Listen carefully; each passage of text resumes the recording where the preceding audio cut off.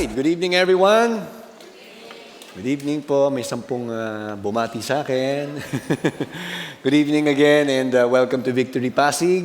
The video you watched, I think some of the clips that you saw were taken from our new building sa U-Belt. No? Meron ba ditong taga U-Belt area ka? Taga Maynila ka?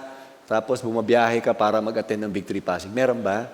Okay, meron ba rito nag-aral ka sa U-Belt area? Maybe UE, FEU, UST. Sige lang, taas mo lang kamay. Ayun, may mga nag-aral sa U-Belt area. Meron ba rito na pickpocket ka na ng mga panahon? Hindi, huwag na nating pag-usapan yun. Pero U-Belt, okay, may bago po tayong building. In fact, this past few days, we had our senior pastor summit there. And I think last Friday, yung inauguration officially ng building natin. And if you have time, alam ko busy yung iba sa atin kasi maraming Christmas parties, no? Tama ba? Tingnan mo yung katabi mo kung mukhang malalim-lalim yung eye bags niya. Kung wala pa yatang tulog, galing party, diretso 6 p.m. No? Pero do drop by, malapit lang po yan. Katabing-katabi lang ng UE sa may Lepanto, yung SH Loyola na street.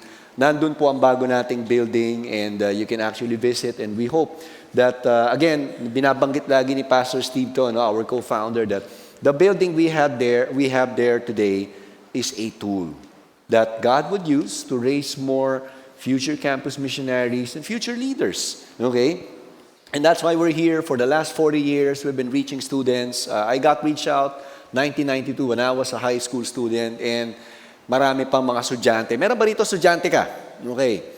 You're a student. Sige, nahihiya naman yung mga estudyante. Ako po yun, pastor, di ba? Maraming estudyante dito, no? So kayo yung future leaders, okay? And our prayer is that as you get discipled, as somebody trains you, equips you, you will grow to become the person that God desires you to be. Amen?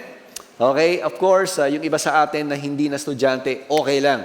Gagamitin ka pa rin ni God to be a blessing to the next generation. We just closed our series last Sunday. No? Pastor Jonathan was here and he talked about our heart in missions and reaching the nations. And that was for the past 6 Sundays, what shaped us. Okay, basically the things that we value as a church, as a movement. And today, we're gonna start a new series. Ang title ng series natin, In Awe. Okay? Hindi in awe, yung may utang, hindi po yun, ano? In awe, okay? Papaliwanag ko maya-maya, no? But for 3 Sundays, we will be camping on Psalm 103. Okay? Yan po yung magiging chapter natin. And it's kind of a long chapter in Psalm 103, but I would encourage you in your own personal time with the Lord, take the time to read it. Okay? Hindi mo kailangan madaliin, namnamin mo. Napakaganda po nung chapter na yan. It was written by David. It was attributed to David. Now, ilan po sa atin, siguro bago ko itanong yan, ano ba ibig sabihin? Pag sinabi nating in awe, okay? From the word, from Tagalog, di ba, yung paghanga. Okay? Pag sinabi nating in awe, it means to be amazed. Okay? To have complete fascination or admiration or wonder over something or someone. Okay? And I was checking, of course, napakarami magagandang tanawin sa Pilipinas. Tama ba? One of them, up until today, or at least December of 2023, Boracay is still in the top 10 best destinations in the world. Believe it or not. Okay? Ilan sa inyo nakapag-Boracay na? Okay, medyo malamig ngayon, ano? Pero top 10 pa rin siya as of December 2023. And when we talk about beautiful places, talaga naman, kung bumiyahe ka naman sa iba't ibang lupalop ng mundo, marami kang makikitang magagandang tanawin. Marami kang makikitang magandang lugar. Pero in terms of ranking, okay, it's a subjective thing, di ba? Paano mo masasabing ito yung pinakamagandang lugar sa buong mundo? Now, when I was doing some research and some reading, Forbes magazine in its December 2021 issue, meron silang nilabas na article, The World's 15 Most Beautiful Places, a Scientific Study. Okay, parang niisip ko lang nung binabasa ko yung article, paano kaya niya mararank ang isang lugar na ito yung pinakamaganda? Kumpara kay Boracay, kumpara kay Banawe Rice Terraces, di ba? Tama, no? Paano mo kaya irarank? Alam mo, may ginawa silang scientific. Very interesting, no? I wrote it down here. They hired a British-based travel company. Ang pangalan niya, Kuni, nakalagay naman yan sa article. And meron silang tinatawag na eye tracking study. Eye, mata, okay? there was an artificial intelligence aided study, okay? So, ang sabihin, kung meron silang, let's say, meron silang 100 taong pinakita nila yung picture, halimbawa ng Boracay, kunyari, ganun. Tapos, kung tumagal yung eyeball nung tao, dun sa picture na yon, ire-record ni AI. Okay? Ire-record niya kung gaano katagal naka-plant yung mata nung tao sa picture na yon. Doon nila ni-rank yung top 15 in the world. Now, do you wanna know which is number 1? Gusto niyo ba malaman? Secret natin to ha. Maraming bakanting upuan, tayo lang nakakaalam nito. Okay, pakita natin. Number 1, okay. Pero may point ako dito, baka naman isipin niyo, ano ba to? Geography ba to? Topography ba to? Okay, number 1, the world's most beautiful, sabi rito sa ranking, is the Peyto Lake in Canada. Okay, meron na ba nakapunta ng Canada? Okay, gusto niyo bang punta ng Canada? Medyo malamig ngayon, ano? Its natural wonder is derived from neon blue water surrounded by dazzling mountains. Ang ganda, no? Sa picture pa lang, di ba? Imagine kung nandun ka. Di ba, baka nagsiswimming ka, tapos may, kunyari, may asawa ka, syempre, ka-holding hands mo, di ba? Ganda, di ba? Pangalawa, the second most beautiful place in the world is the Meru Island in Maldives. Okay? Alam niyo ba, a few years back, we had, Pastor Jonathan led a team. They had a prayer walk in Maldives kasi pinagpe-prayan natin na makapag-start na tayo ng church. Na ilan sa inyo gusto mong sumama doon? Gusto mong mag-plant ng church sa Maldives kasi gusto mong mag-beach. Hindi, iba pala yung motibo, no? Okay. So, maganda, di ba? So, yun yung pangalawa. Pangatlo, the Jurassic Coast. Wow, grabe. Bakit Jurassic Coast? Sa tingin nyo? Okay. Di ba? Dahil ba Jurassic Park? Mukha bang dinosaur? Di ba? Pero yun ang pangalan ng lugar, no? It's a World Heritage Site on the English Channel coast of southern England. No? Now, imagine yourself taking, a dip in the lake, or you go through etong isa sa mga beaches in Maldives, or pumunta ka dito sa Jurassic Coast na to. I'm pretty sure your mobile phone, dahil maganda siguro yung pixel ng phone mo, napakadami mo sigurong picture dyan. Tama ba? And all of these places are, for sure, kung sa picture pa lang maganda na, paano pa kaya kung nandun ka? Tama ba? Yung imagine kung nandun ka mismo, mapapawaw ka siguro sa lahat ng nakikita mo. Parang ako lang ba yung ano? Di ba? Mapapawaw ka siguro, no? Now, when I was reading Psalm 103, syempre, nung panahon na to, wala pa namang camera. But Psalm 103 written by David, mararamdaman mo yung awesome wonder ni God. The way David would describe God and his encounter with Him. There's a personal encounter that David had with the Lord, and it was something that he wrote down in Psalm 103 as he expressed himself and his love for God and the way he experienced God in a personal way. Ito yung gusto natin pag-usapan, no? You see, a personal encounter or a personal revelation of God's goodness, compassion, and love would eventually lead us to worship Him. Pag naranasan mo ang Panginoon, yung kabutihan niya, yung kapatawaran niya sa buhay natin, yung healing niya, for example, or kung ano mang personal breakthrough na naranasan mo through the Lord, di ba, hindi ka pa ba mapapa-worship nun? You wouldn't take that for granted kasi may personal encounter ka na eh. Ito yung ginawa niya. Dahil may encounter siya with the Lord, isinulat niya. Ginawa niyang kanta. Okay, Psalm 103. And so today, we're gonna talk about, we're gonna focus on blessing the Lord with everything we've got in response to His presence and His benefits for His people. Okay? So let's all stand in reverence to the Word of God, and we're gonna read the first 5 verses in Psalm 103. Psalm 103, it says here, "Bless the Lord, O my soul, and all that is within me. Bless His holy name. Bless the Lord, O my soul, and forget not all His benefits, who forgives all your iniquity, who heals all your diseases, who redeems your life from the pit, who crowns you with steadfast love and mercy, who satisfies you with good so that your youth is renewed like the eagles." Let's all bow our heads and pray.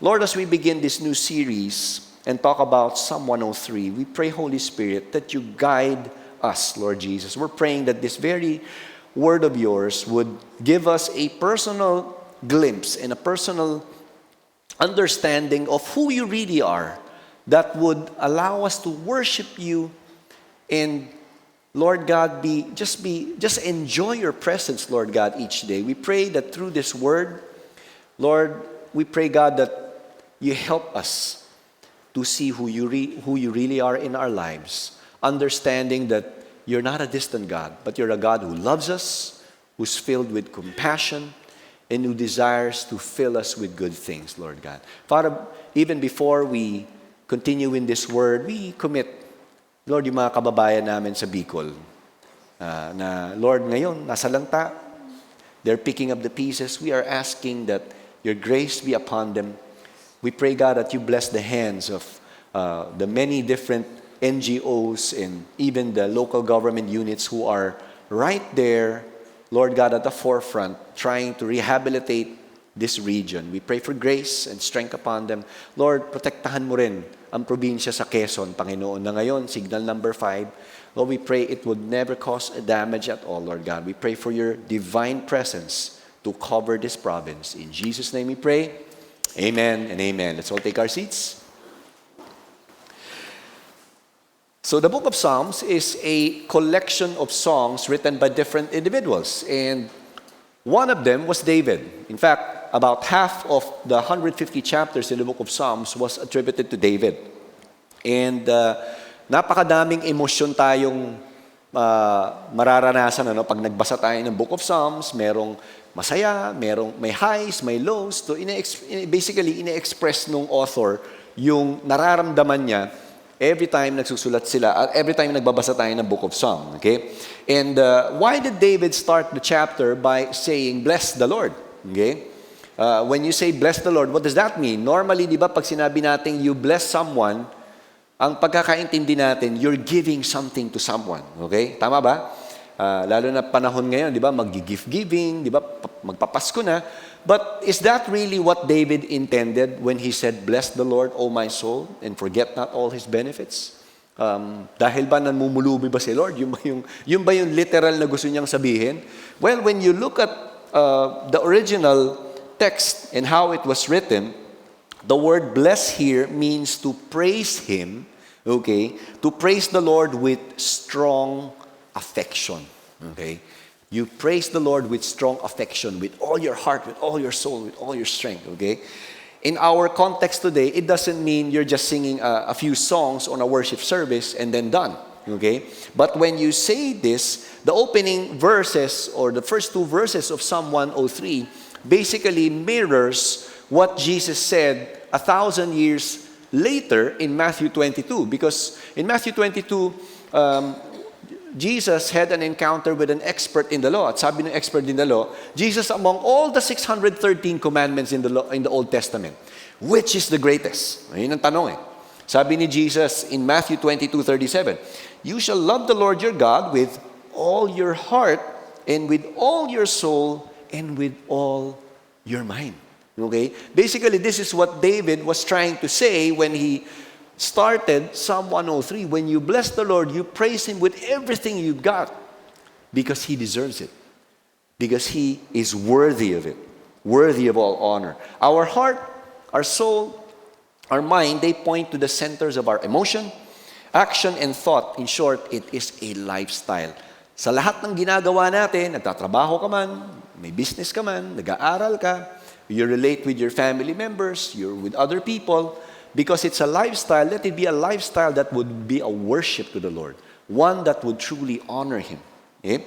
Now, when we say we truly love God with every part of our life, okay, ano ba ibig sabihin nun? The love is birthed and rooted in our faith in Him. In the encounter we had with Him. In the experience we have in our relationship with the Lord. Nararanasan natin araw-araw yung pagmamahal niya. In reality, it would be hard to worship God kung hindi natin naranasan yung pagpapatawad, pagmamahal ng Panginoon, di ba? Yung presensya ng Panginoon sa buhay natin. It would be hard for us to express our love to Him kung hindi natin naranasan yung mga yun. Okay? And so from these verses, we derive at least 3 reasons that I want to share to you. Why are we to be in awe of the Lord? Okay? These 3 reasons stem from a reminder from David not to forget the benefits, okay, that God bestows to His people. Ano ba itong mga benefits na to? Okay? Ano ba itong dahilan din na to? Balikan natin, verse 2. Bless the Lord, O my soul, and forget not all His benefits, who forgives all your iniquity, who heals all your diseases, who redeems your life from the pit, and who crowns you with steadfast love and mercy, who satisfies you with good, so that your youth is renewed like the eagles. The first reason, in all we bless the Lord for forgiving all our iniquities and redeeming our life from the pit. In all we bless the Lord for forgiving all our iniquities and redeeming our life from the pit. What do you mean by iniquity? Okay. From the Hebrew word awon, which refers to sin. Okay. It means, it puts an emphasis on moral distortion. Okay? Yung baluktot ba na pag-uugali natin bago natin nakilala ang Panginoon. It's a deviation from righteousness, the standard of God. Okay? So yun po yung iniquity or sin. And if there's anyone who could say or who knows how imperfect and sinful man was, it's David. Okay? Bakit kaya si David? Okay? While there was no clear indication when David wrote Psalm 103, some Bible scholars believe that he wrote it at a time when he was kind of already old. Not necessarily yung matandang-matanda na, pero yung marami na siyang karanasan sa buhay. Naranasan na niya yung mercy ni Lord, naranasan niya yung compassion ni Lord. And so he was able to write this based on the experience and encounter he had with God. Now, if we're gonna build on that premise, okay, David as a king, kung medyo may edad na siya ng mga panahon na to, marami na siyang naranasan na kumbaga na-experience niya na yung success as a king. Marami siyang mga victories in the military. Okay? Marami siyang mga campaigns that he had been victorious. And he was enjoying his rule as a king. But there was one point in his life when he was unguarded spiritually that he committed a major blunder. Alam niyo ba kung ano yun? Okay? Ano ba yung isang major blunder niya? Di ba? When he committed adultery and murder. Okay? How did that happen? 2 Samuel chapter 11, when kings were supposed to go to war, he stayed behind. And so he saw a woman bathing, and eventually he said, sino ba itong babaeng to? Patawag nyo nga. So eventually, he committed adultery, and when this woman by the name of Bathsheba said, mahal na hari, buntis po ako. Patay. Ayun na, doon na pumasok ang lalo lumala yung problema, di ba? So anong ginawa niya? Imbis na mag-sorry siya or, gumawa siya ng paraan para ma-rectify na to agad, pinagtakpan niya. Inutos niya sa kanyang general na si Joab, sabi niya, General, okay, alam kong matipuno ka, matapang ka. Gusto kong ilagay mo itong si Uriah, okay, one of our best military guys, in front of the battlefield and make sure he gets killed. Wow, dami, di ba? Yung chief executive o yung hari ang nagsabi, kailangan mamatay ito. Ito yung best soldier natin. Namatay nga. And then when Uriah died, he took his wife, Bathsheba, and naging asawa niya. And the Bible says at the end of 2 Samuel chapter 11, what he did displeased the Lord. Okay? Now, what happened next in chapter 12? God sent Nathan, the prophet, to address this very heart issue of King David. He told the story, and at the end of that very short story, he said, mahal na hari, kayo po yun. Aray ko, di ba? Parang galit na galit si King David dun eh. Kasi may injustice na nangyari doon sa kwento. Pero sabi ni Nathan, mahal na hari, kayo po yun. Imbis na magalit si David, it could have been natural response for David to say, how dare you talk to me like that? Sabi niya, I have sinned against the Lord. And that encounter he had with God through Nathan the prophet led him to write Psalm 51. Take a look at verses 1 to 3. It says here, have mercy on me, O God, according to your steadfast love, according to your abundant mercy, blot out my transgressions. Grabe, no? Yung hari ito, most powerful kingdom during that time, but when he encountered God and he realized he's not king at all, because the real king is God, he said, patawarin mo ko, Lord, nagkamali ako, nagkasala ako.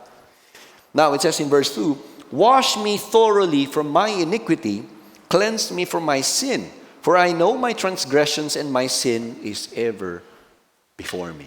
Now, we normally talk in English, but when I look at the Tagalog version, ang ganda eh. Sabi sa Magandang Balita, Biblia, ito yung sabi niya, no? Ito yung pagkakatranslate. Ako'y kaawaan, o mahal kong Diyos. Sang-ayon sa iyong kagandahang loob, mga kasalanan ko'y iyong pawiin. Ayon din sa iyong pag-ibig sa akin. Grabe, he was appealing to God and saying, Lord, from your love, from your abundance of love, patawarin mo ako. Nagkasala ako sa iyo. Linisin mo sana ang aking karumhan at patawarin mong aking kasalanan. Mga pagkakasala ko'y kinikilala, di ko malilimutan, laging naaalala. Nababagabag na siya. Lord, nagkasala ako sa iyo. Patawarin mo po ako. And then in verse 4, he recognized, in verse 4, he said, against you, you only have I sinned. Kanino ba tayo unang nagkakasala? Kung nasaktan man natin ang magulang natin, sinagot natin. Kung nangupit ka man ng 500,000 sa tuition mo, di ba? Kanino ba tayo unang nagkakasala? Hindi naman sa magulang natin eh. Kay Lord muna tayo unang nagkakasala. And David realized, ikaw ang Lord ko eh. Sa'yo ako unang nagkasala.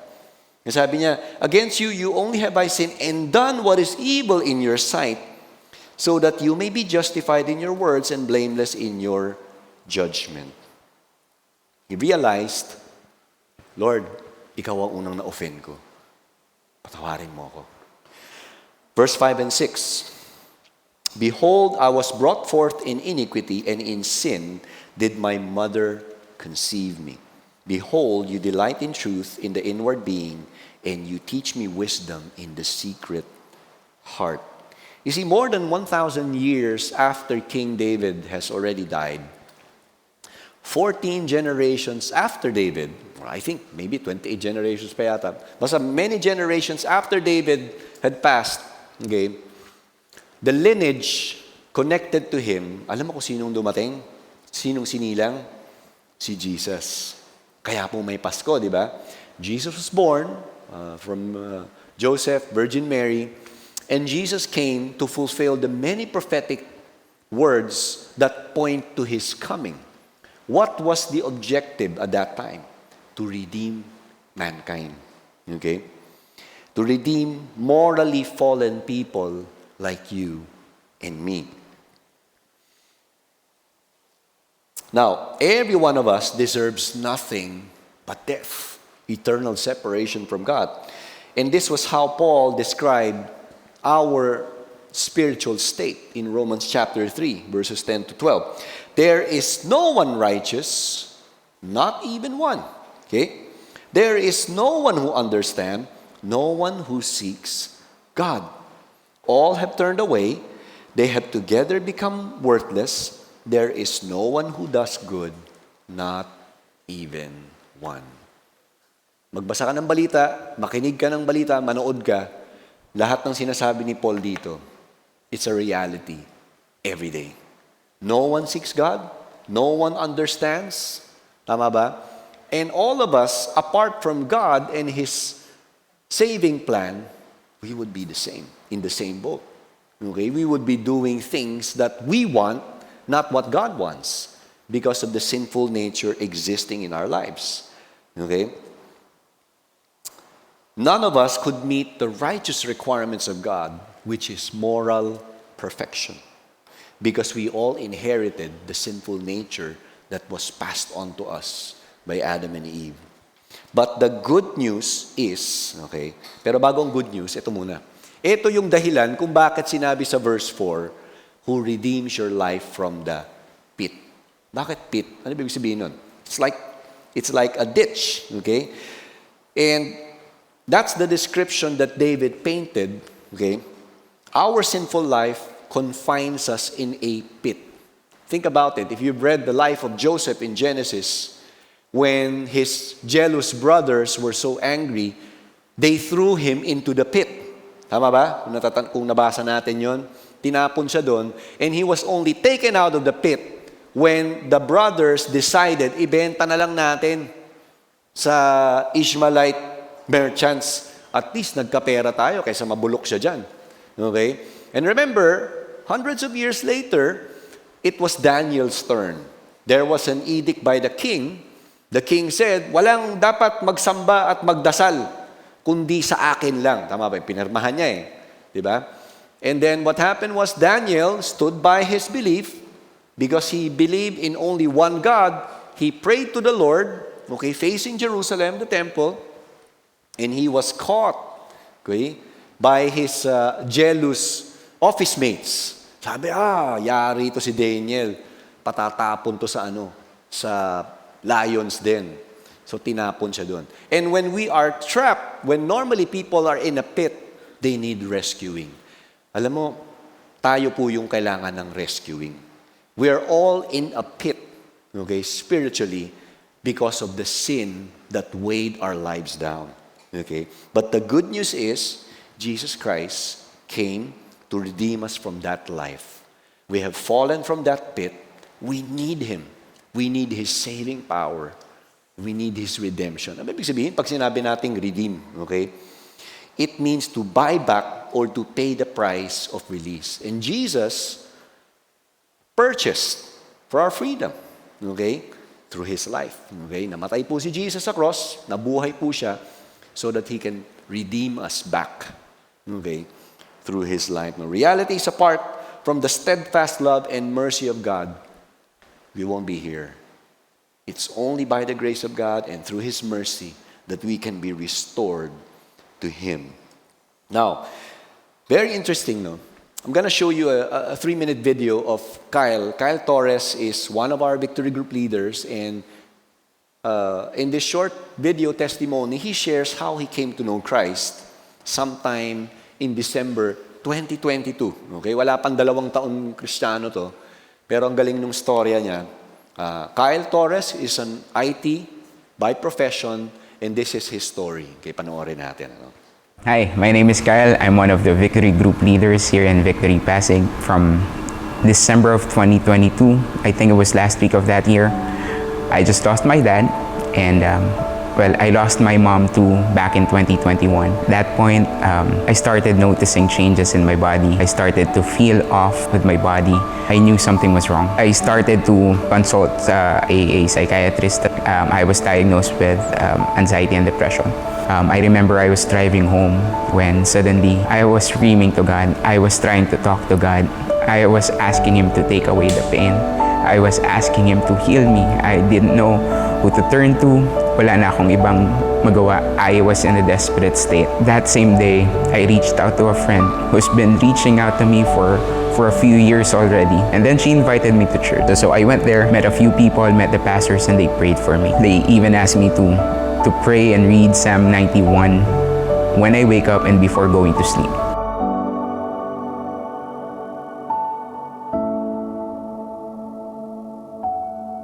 I know what victory is. One day I showed up, I walked in, and the preaching was about lost people matter. And that hit me. I knew that day was no accident for me there. I accepted Jesus as my Lord, Master, and Savior that day. Because I felt I mattered. I felt that God was calling me. When I surrendered my life to God, I knew I was being healed physically. And I will be healed physically. But ang hindi ko rin na-realize right there and then was I needed spiritual. And that healing can only be brought upon by God through Jesus. Could you imagine praying for something and yet God gives you everything else that you need? All the more that I get to know Him, all the more that I realize how gracious He is to my life. There were so many things that I listed in our prayer and fasting this year, and almost half of them has already been answered. One of them was for me to be able to lead a victory group. One in the list was the salvation of my family, which has already been answered and still being answered. He has not only brought me healing, and He has given me the opportunity to be a part of a community larger than me. Now, fast forward to everything that's happened, I know for myself that I have been healed by God. Now, I have come to the saving knowledge of God. I started enjoying to be a part of the church. I've already found the community where I belong to. A community that not only sharpens me, but also encourages me all the more. And I know that by God's grace, and only by God's grace, I can be transformed. It was Jesus who helped me. Wow. Grabe, no? That's a powerful example of someone who fell on a spiritual ditch. But you know what? Through an encounter with God, through people, through our church community, people helped him grow in the Lord. People shared the gospel to him. He encountered Christ, and as he started to grow in his spiritual journey and faith in the Lord, God started to use him. Family member, getting saved. Now he's leading his own victory group, and there's gonna be more. And I want you to know, kung nagawa ni Lord kay Kyle, gagawin ni Lord sa'yo yan. Naniniwala ba kayo ron? Okay, salamat po sa 10 sumagot. Okay. Pero naniniwala po ako na gagawin ni Lord sa inyo yan. As you allow Him to take you out of that pit. Okay? Amen? Now, second reason, okay? Why are we to be in awe of the Lord? We bless the Lord for healing us from all our diseases. Wow. Sino sa inyo, from time to time, nagkakasakit ka? Okay, sino sa inyo, never kayo nagkasakit? Okay, meron namang ibang ganun, di ba? Malakas talaga katawan. Pero ano ba sasabi rito, di ba? Ano bang sabi ni David dito? You see, our world just more than 2 years pa lang tayong natatapos sa global pandemic. 7 million have died due to COVID. But alam natin, for every one of the benefits that God gives His people is healing. Okay?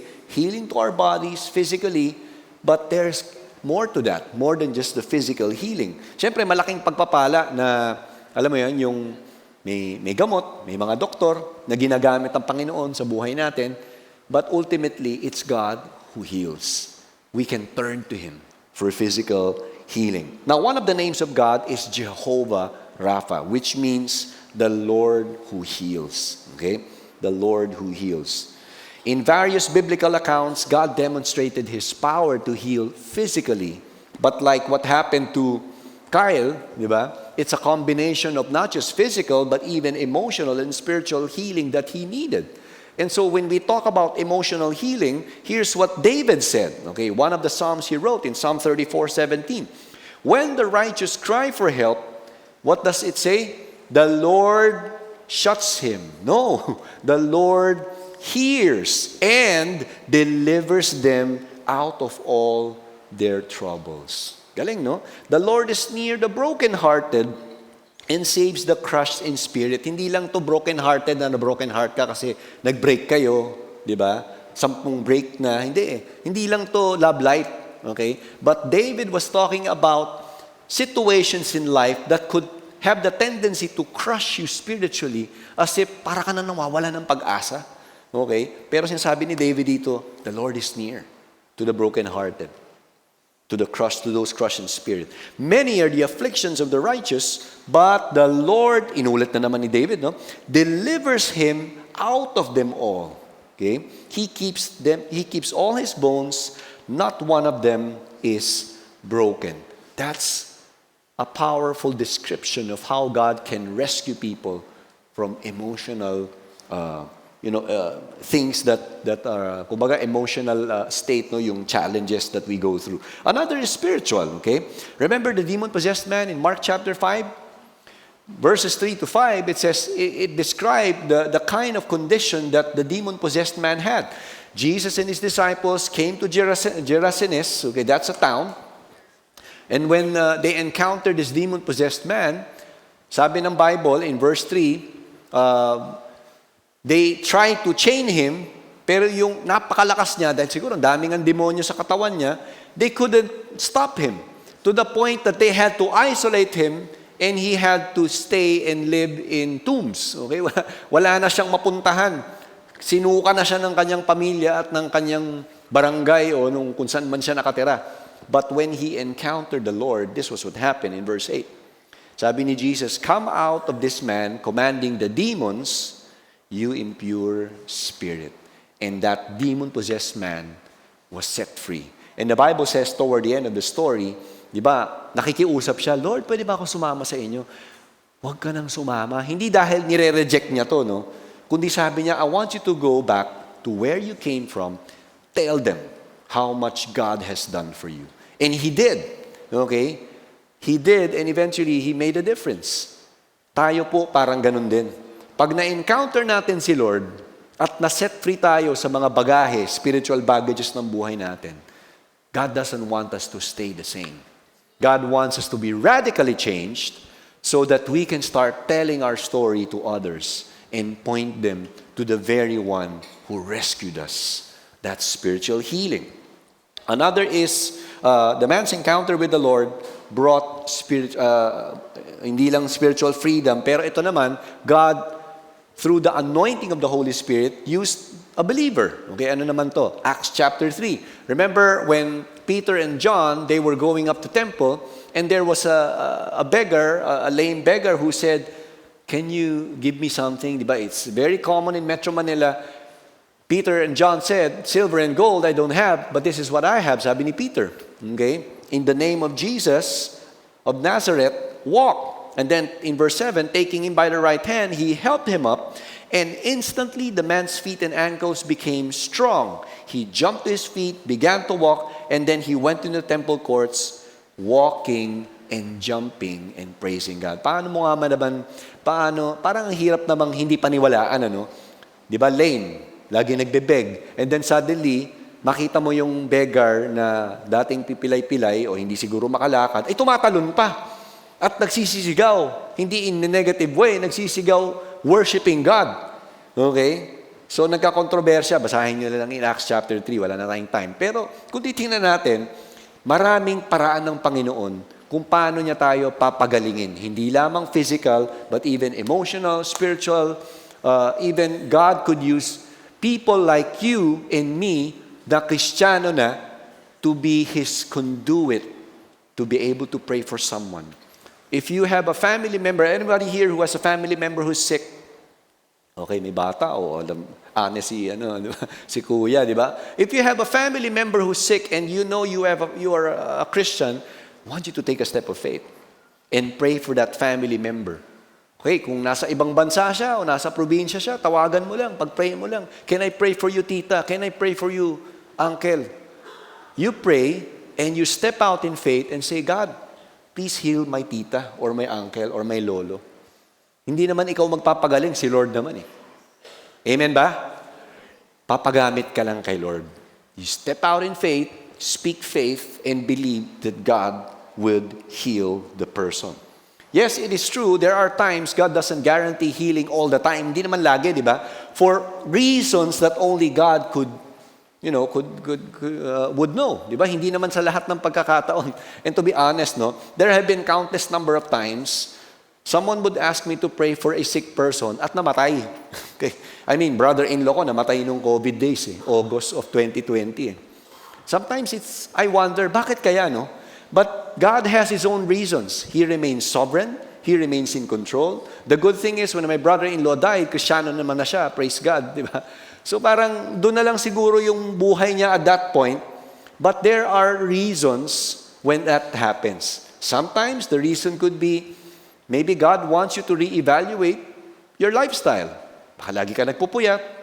Baka 16 hours kang manood ng Netflix, 3 oras ka na lang matulog, baligtarin mo naman, di ba? Huwag naman 16 hours ang tulog, di ba? Sobrang haba naman noon, baka hindi ka na nagtatrabaho. Pero ang point lang dito, minsan kung hindi ka man gumagaling, God wants to teach you something. Baka yung diet mo, di ba? Maraming ano ba tawag doon? Malutong ka kumain, di ba? Masarap, di ba? Yung mga lechon-lechon, di ba? Yung mga balat-balat, di ba? Kailangan mo rin tignan, di ba? Hindi ka na siguro nagugulay, baka hindi ka nagtutubig. 1 Corinthians 6 verse 19, di ba? Sabi sa Bible, sabi ni Paul, our body is a temple of the Holy Spirit. Okay? Paano ka nga naman gagamitin ng Lord kung sakitin ka? Di ba? So, ito yung pagkakataon natin to evaluate how we live our lives and how we use our body. Because God desires to use our body for His glory, for Him to be honored. In all, we bless the Lord for healing us from all our diseases. Finally, number 3, in all, we bless the Lord for His provision that renews our strength. I like this point, ito sabi niya sa verse 5, who satisfies you with good so that your youth is renewed like the eagles.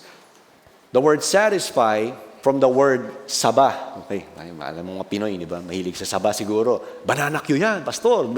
Pero from the word saba, to satisfy means to be filled to the brim. Now, when I was reading this, parang napipicture out ko lang, alam mo mga Pilipino, mahilig kumain, di ba? 6 times a day kumain. May katabi ka bang mukhang 6 times kumain? Yung kakakain lang, after 2 hours, kakain na naman. Tapos after 2 hours, kakain na naman. Lalo na ngayon, di ba? Araw-araw, siguro, nagpa-party ka. So parang, imagine mo kung nag-eat all you can ka, hindi mo na malayan, ay ate, 5 hours na pala akong kumakain non-stop. Kaya pala, 10 pounds na yung nag-gain ko in 5 hours, di ba? Pero imagine mo yung gusto sabihin ni David dito, parang ganito David was describing that God alone can give us a sense of fullness and contentment.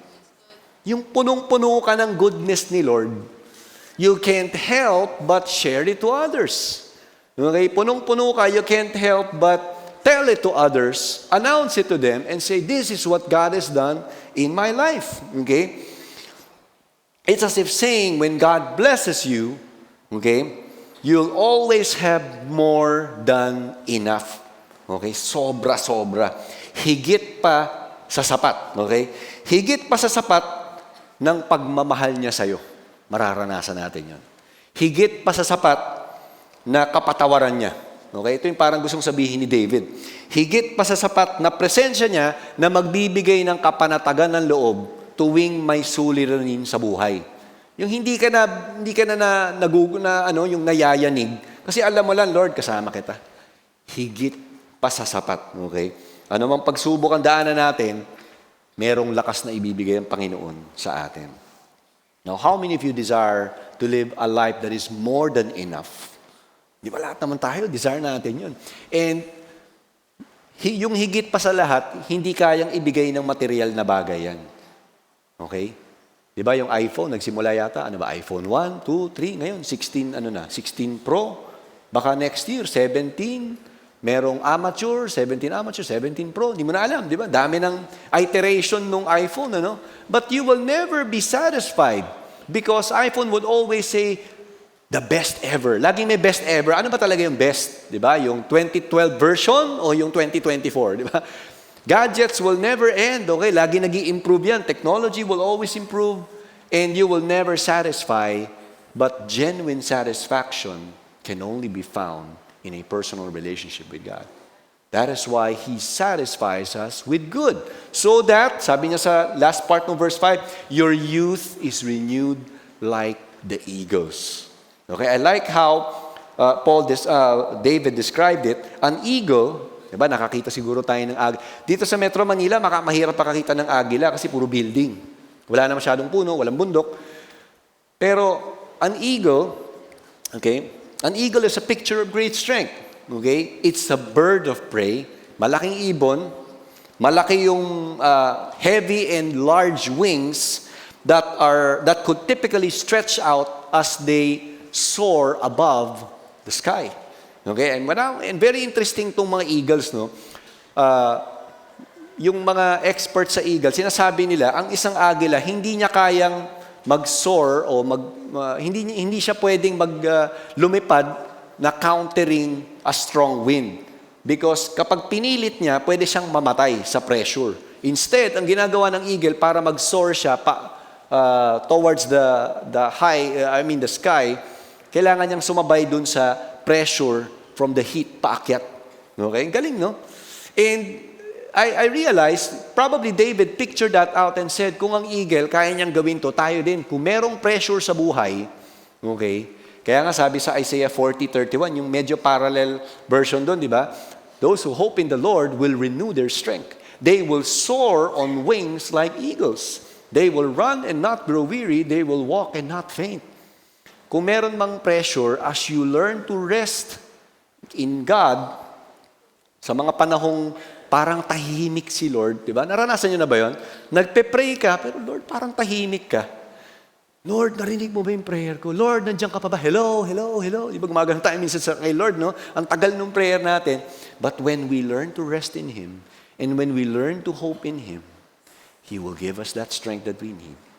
So that we will not just faint, okay? We will soar on wings like the eagles. We will run and not grow weary. We will walk and not faint. That's why David said, diba? He will satisfy us with good so that your youth is renewed like the eagles. Grabe, no? And when you sum things up, okay, sa sinabi ni David sa first 5 verses, babalik tayo sa sinasabi niya eh. Lord, because of what you have done, what more can I ask? But to be in awe of you, in awe of your goodness, in awe of your faithfulness, in awe of your love and your compassion. And the only proper response is worship. Not merely singing songs, but you and I dedicating our life to Him and saying, God, let my life be a life of worship for you. Ano man ang gawin ko, mag-aral man ako, magtrabaho, gumawa ng negosyo, okay, yung pakikitungo ko sa kapwa, let it be a worship to you because you alone deserve all the glory, all the honor, and all the praise. 3 reasons. Let's go back to it as we sum things up and we're going to worship the Lord. 3 reasons. In awe, we bless the Lord for forgiving all our iniquities and redeeming our life from the pit. Second reason, in awe, we bless the Lord for healing us from all our diseases. And finally, in awe, we bless the Lord for His provision that renews our strength. Let's all stand. You know, as we worship God today, I want you to close your eyes and bow your heads and just savor Psalm 103. Close your eyes and bow your heads. Lord, your word says, bless the Lord, O my soul, and all that is within me. Bless the Lord, O my soul. We're commanding our soul to bless you. We're commanding our soul to worship you. We're commanding our soul to adore you. Thank you. Because as your people, you are reminding us as well of the benefits you want us to enjoy. The forgiveness of all our iniquities, healing from diseases, redeeming our life from the pit, reminding us of the steadfast love and mercy that you have demonstrated through your Son Jesus more than 2,000 years ago. And crowning us, satisfying us with the good things so that our youth is renewed like the eagles. Father, as we reconnect with you through this time of worship, as we sing this song, let our focus be Christ. Let our focus be you.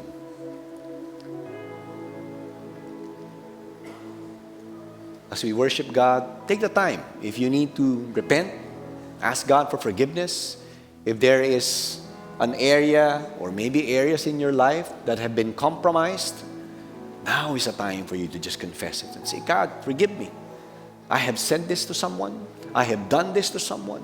Lord, I have offended you, first of all, just like what David confessed in Psalm 51. Maybe you need healing. Now is a time to stretch out and say, God, Lord, our doctor said, ito po yung sakit ko, but God, you can heal me. I trust in you. Lord, marami pong salamat. We worship you today. In Jesus' name. Thank you, Lord.